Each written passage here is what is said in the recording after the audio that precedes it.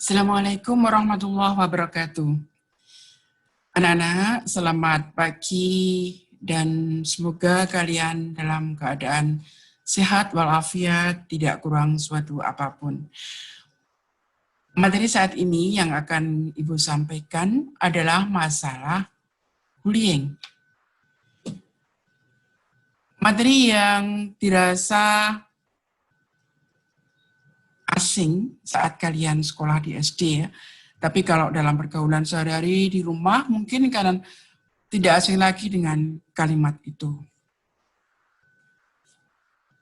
Dalam pergaulan di sekolah, sering kita jumpai perilaku anak yang suka mengejek, memukul, mengintimidasi, mengumpas, menfitnah, dan sebagainya. Perilaku ini dikategorikan dalam perilaku bullying. Bullying sangat merugikan anak-anak yang jadi korbannya, karena korban bullying akan merasa tidak nyaman, terancam, terganggu konsentrasi belajarnya terutama, sampai pada ketakutan yang berlebihan. Jika tindakan bullying ini tidak dilawan, maka akan semakin dirugikan anak-anak yang menjadi korban bullying.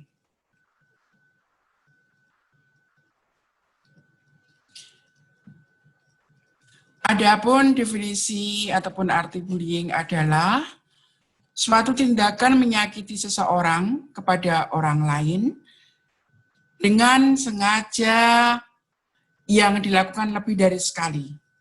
Bullying ini biasanya berwujud tindakan fisik maupun psikis. Adapun bentuk-bentuk bullying, 1. Bullying fisik. Tindakan bullying yang dilakukan dengan kontak fisik seperti menjambak, mencubit, memukul, mencolek, meludahi, menarik leher dengan kerah baju, mendorong, dan tindakan lainnya yang tidak menyenangkan karena adanya kontak fisik. 2. Bullying verbal. Tindakan bullying yang dilakukan secara verbal atau melalui kata-kata maupun ucapan, seperti mengejek, mencemooh, menghina, mendehem dengan sinis. 3. Bullying psikologis, yaitu tindakan yang menyebabkan tekanan pada aspek kejiwaan, misalnya mendiamkan, mencibir, melecehkan, menakut-nakuti, sinis, memancing permusuhan, dan sebagainya. Anak-anak, sebab munculnya perilaku bullying dikarenakan pertama, 1. Karena turun-temurun dari senior.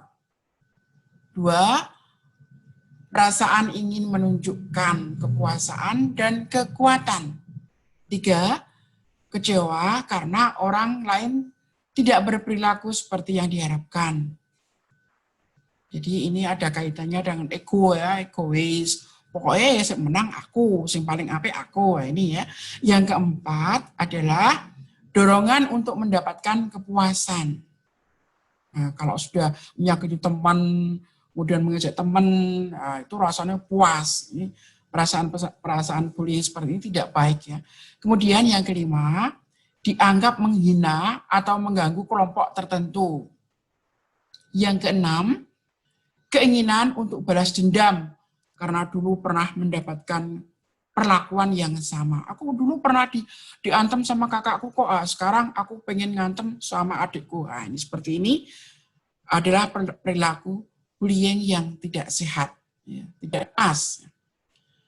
Kemudian dampak bullying pada korban anak-anak, pertama, terganggu fisiknya seperti cedera, terluka, sakit, dan sebagainya.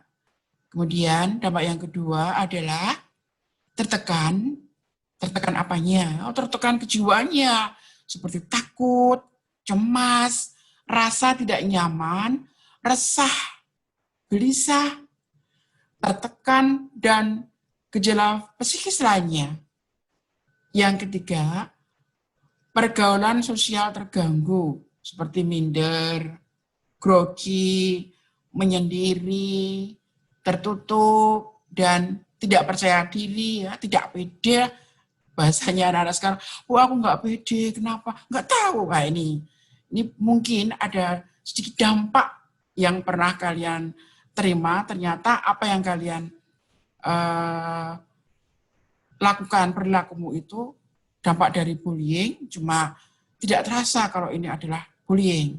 Yang keempat, ini terganggu prestasi belajar, seperti nilai jelek, tidak bisa konsentrasi belajar, lupa mengerjakan tugas, sampai-sampai akhirnya tidak naik kelas. Karena apa? Di rumah pun nggak mau belajar, di sekolah tidak mau konsentrasi belajar, lah maunya cuma gelisah, dan gelisah.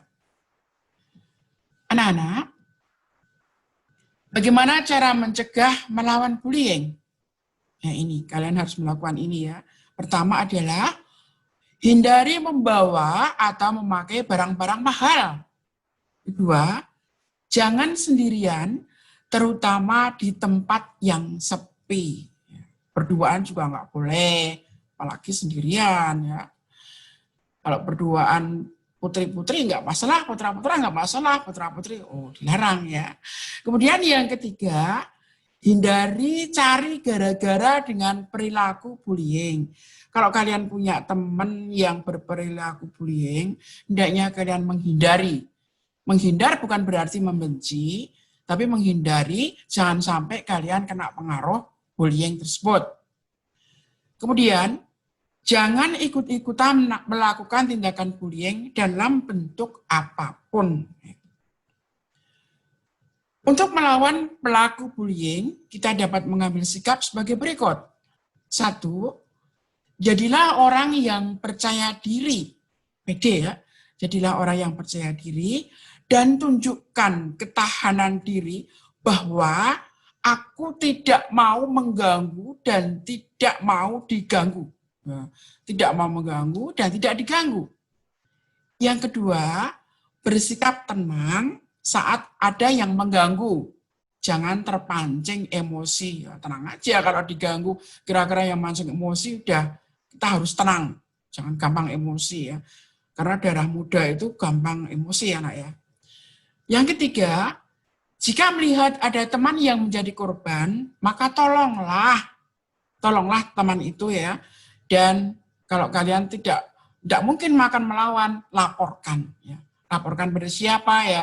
Kalau keadaan itu kejadiannya dekat rumah penduduk ya, kalian segera lari ke rumah penduduk saja biar ditolong oleh orang lain ya, dibantu oleh orang lain karena kalian juga anak-anak kecil ya. Kemudian yang keempat, lakukan perlawanan diikuti dengan teriak, lari, atau tindakan apapun sambil mencari pertolongan. Ini harus difahami benar ya anak-anak ya.